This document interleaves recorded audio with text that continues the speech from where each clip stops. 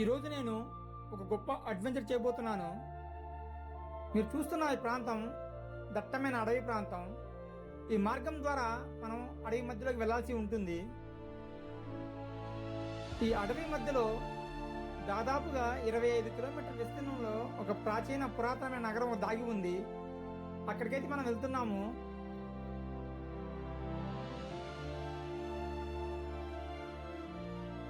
ఇంతకీ నేను వెళ్తున్న ప్రాంతం పేరు మీకు చెప్పలేదు కదా.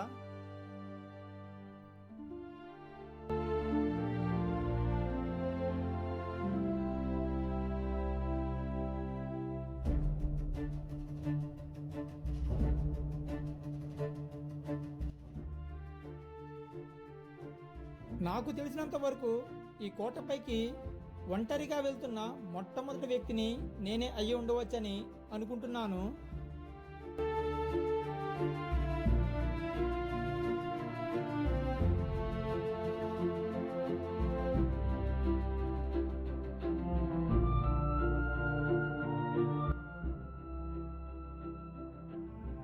ఈ కాలంలో ప్రవహించే నీరు ఎన్నో ఔషధ గుణాలు కలిగిన మంచినీరు. ఈ నీటి గురించి ఒక మాటలో చెప్పాలంటే ఇక్కడ ఉన్న ఉదయగిరి ప్రజల పాలిట అమృత జలమనే మనం చెప్పొచ్చు.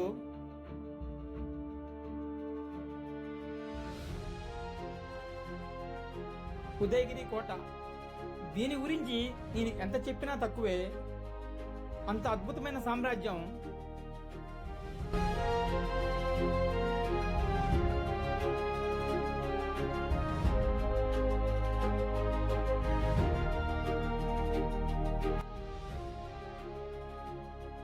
దీని చరిత్ర విషయానికి వస్తే 13-14 శతాబ్దంలో గజపతులు దీనిని పరిపాలించడం జరిగింది.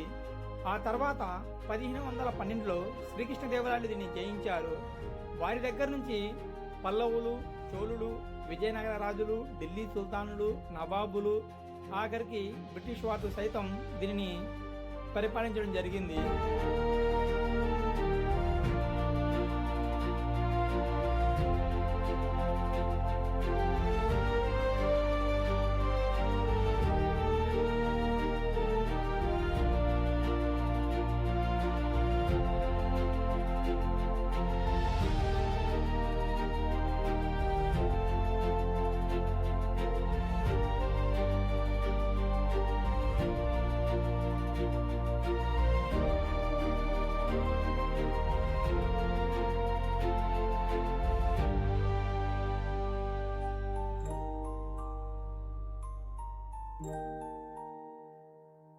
ఈ కొండ అంచు నుంచి చుక్కలు చుక్కలుగా కింద తొట్టిలో నీళ్లు పడుతున్నాయి కదా. ఈ నీరైతే ఎన్నో ఔషధ గుణాలు కలిగిన మంచినీరు. వీటినైతే మీరు తాగొచ్చు. ఇక్కడ నీటిని పట్టుకొని నేను పైకైతే వెళ్తున్నాను.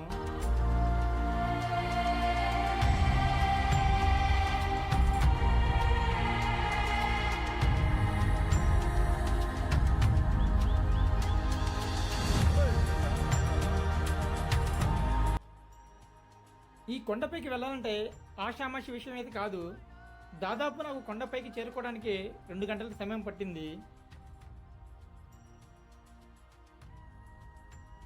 ఇంత దట్టమైన అడవిలో కొండ శిఖరాల మీద రాజ్యాన్ని ఎలా నిర్మించారో నాకైతే అర్థం కాలేదు.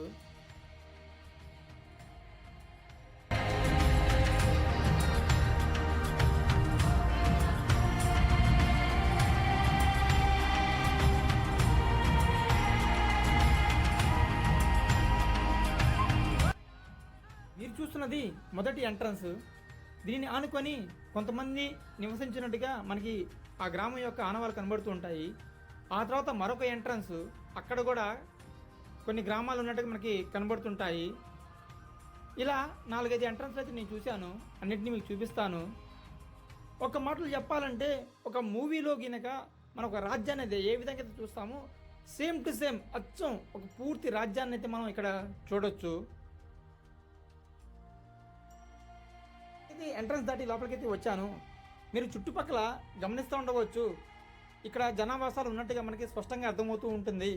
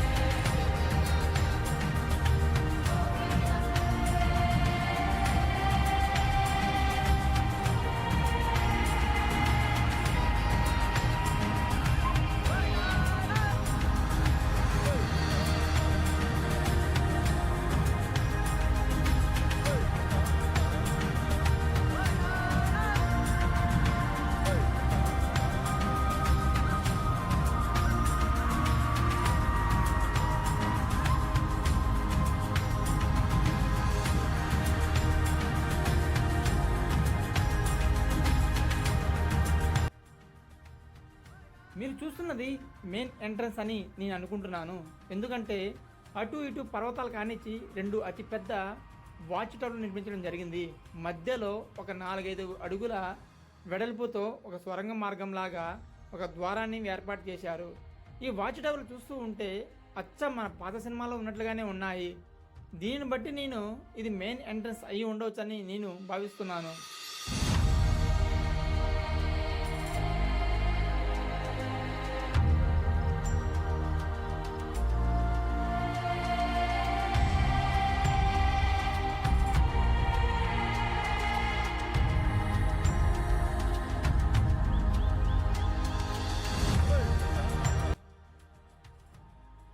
ఈ ఉదయగిరి కోట గజపతులు మరియు శ్రీకృష్ణదేవరాయల కాలంలోనే బాగా అభివృద్ధి చెందింది.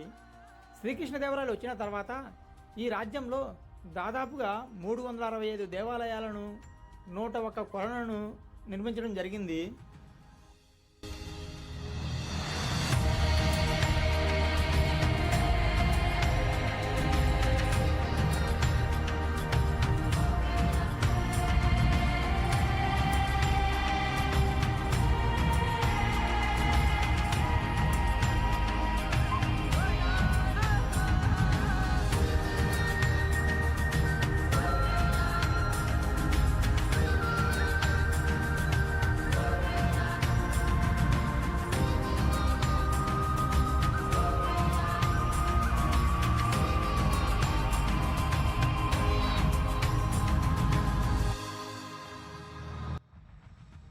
ఈ ఉదయగిరి కోటను మీరు మొబైలు లేదా టీవీలలో చూడటం అన్నది కరెక్ట్ కాదని నా ఉద్దేశము. ఎందుకంటే పెద్దలు చెప్తారు కదా, కాకులు దూరని కారడవి, చీమలు దూరని చిట్టడవి అని. అలాంటి ఒక పెద్ద అడవి మధ్యలో కొండ శిఖరం మీద నిర్మించబడింది ఈ కోట. పూర్తిగా చాలా వరకు శిథిలమైనప్పటికీ మిగిలిన ఉన్న కోట కట్టడాలను, ఈ జర్నీని మీరు చూసి ప్రతి దాన్ని అనుభూతి చెందాలంటే స్వయంగా మీరు వస్తేనే బాగుంటుందని నా ఉద్దేశము. దయచేసి ఈ కోటపైకైతే ఒంటరిగా వచ్చే ప్రయత్నం మటుకు ఎట్టి పరిస్థితుల్లో కూడా చేయొద్దు. ఎందుకంటే ఇది సేఫ్ అయిన ప్రదేశం కాదు, చాలా ప్రమాదకరమైన ప్రదేశము. కాబట్టి ఎట్టి పరిస్థితుల్లో ఒంటరిగా మటుకు దయచేసి రావద్దు. మీరు అనొచ్చు, నువ్వు ఎలా వెళ్ళావు అని. అన్ని రోజులు, అన్ని సమయాలు, అన్ని సందర్భాలు ఒకలా ఉండవు. దయచేసి అర్థం చేసుకోండి. ఎట్టి పరిస్థితుల్లో కూడా ఒంటరిగా వచ్చే ప్రయత్నం మటుకు చేయొద్దు.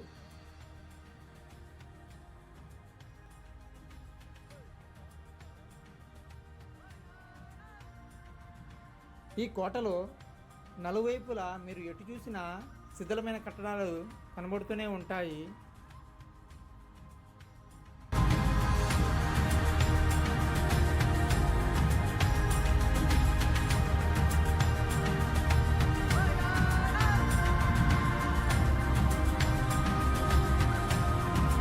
ఈ కోట ట్రెక్కింగ్ చేసే వాళ్ళకి, హిస్టరీ మీద మక్కువ ఉన్న వాళ్ళకి చాలా బాగా నచ్చే అవకాశం ఉంటుంది.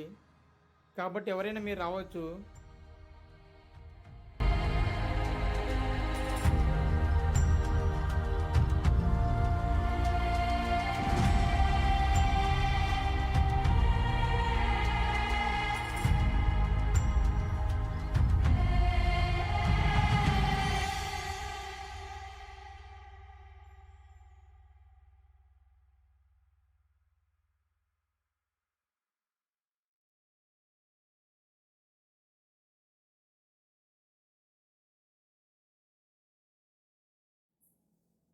ఈ మెట్లు బుర్జు పైకి అయితే వెళ్తున్నాయి. ఈ బుర్జు పైకి వెళ్ళి పైనుంచి వ్యూ ఎలా ఉందో ఒకసారి చూసేద్దాము.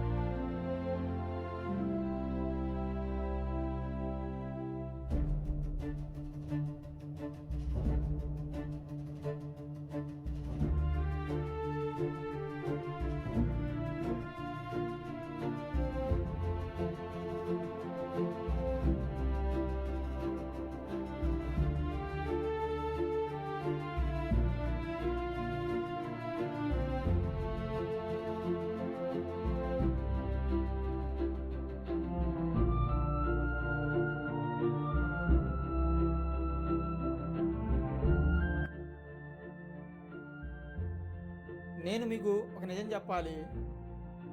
ఈ కోటను మీకు పూర్తిగా చూపించలేకపోతున్నాను. ఎందుకంటే నేను దారి తప్పాను. నేను ఒంటరిగా రావడం వల్ల నేను ఎటు వెళ్ళాలనేది నాకు తెలియలేదు. దాదాపు ఇక్కడ 4-5 దారులు ఉన్నాయి. ఎటు వెళ్ళాలో అర్థం కాక నేను కొంతవరకే నేను వెళ్ళగలిగాను.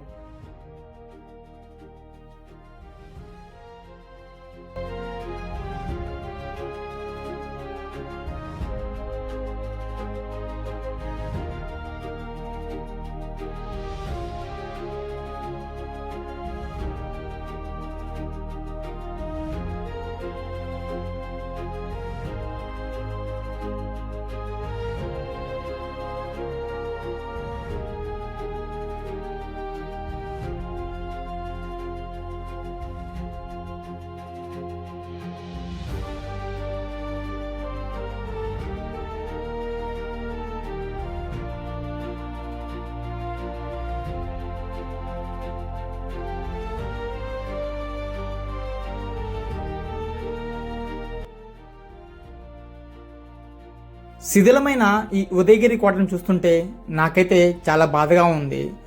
అంగరంగ వైభవంగా విరజలిన ఈ ఉదయగిరి కోట ఈరోజు కేవలం ప్రభుత్వాల వైఫల్యం కారణంగా ఒక గోస్ట్ సిటీగా మారిపోయింది.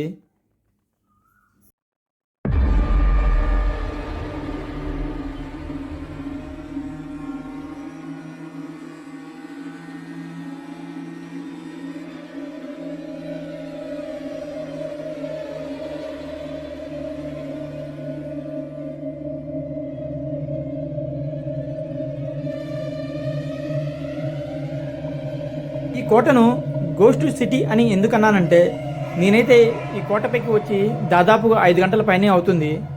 దారి తప్పాను. ఎటు వెళ్తున్నానన్నది నాకైతే అర్థం కాలేదు. నేనైతే ప్యానిక్ అయ్యాను. కేవలం నేను ఒంటరిగా రావటం మరియు ఇక్కడ దారులు నాకు తెలియకపోవటం వల్ల నేనైతే కొద్దిగా భయపడ్డానని చెప్పొచ్చు. దయచేసి ఎవరు కూడా ఇక్కడికి ఒంటరిగా వచ్చే ప్రయత్నం మటుకు ఎట్టి పరిస్థితుల్లో కూడా చేయవద్దు. ఇక్కడ కనీసం మొబైల్ సిగ్నల్స్ కూడా మీకు ఉండవు.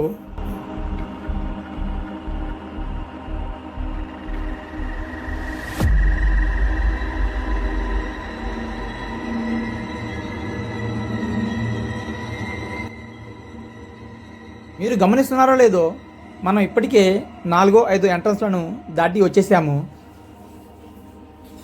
ఇది చూసిన తర్వాత మనం కిందకైతే వెళ్ళిపోదాము.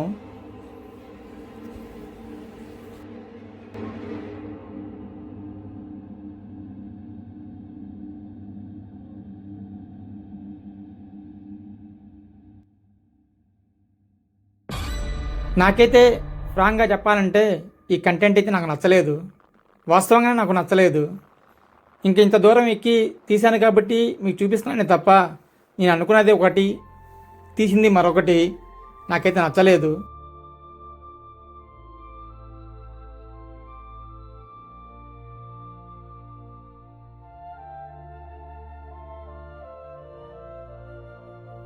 ఈ నీరైతే ఎక్కడి నుంచో వస్తుందో చూసేద్దాము. ఈ నీరు ఈ ఉదయగిరి ప్రజల దాహార్తిని తీరుస్తుంది. ఇప్పటికీ కూడా నేను చూశాను, ఈ నీటినే అందరు త్రాగుతున్నారు.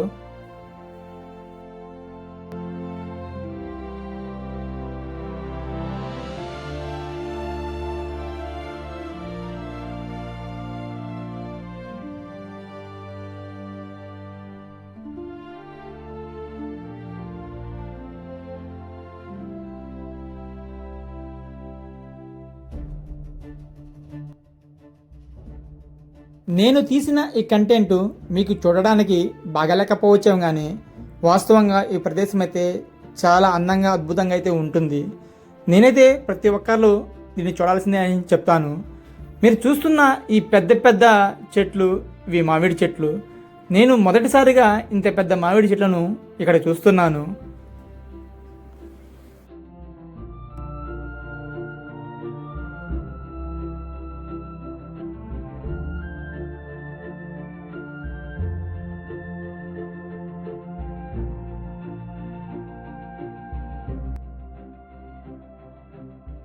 మీరు చూస్తున్న ఈ నీటిని అమృత జలమని మరియు ఈ కొండని సంజీవిని పర్వతం అని పిలుస్తారు. ఎందుకంటే ఈ కొండల్లో అడవుల్లో అనేక ఔషధ గుణాలు కలిగిన మొక్కలు ఉన్నాయట. ఈ నీరు వాటిని తాగుతూ రావటం వలన ఈ నీరు తాగిన వారికి అనారోగ్య సమస్యలు ఏమైనా ఉంటే అవి దూరం అవుతాయని ఇక్కడి ప్రజలు విశ్వసిస్తారు.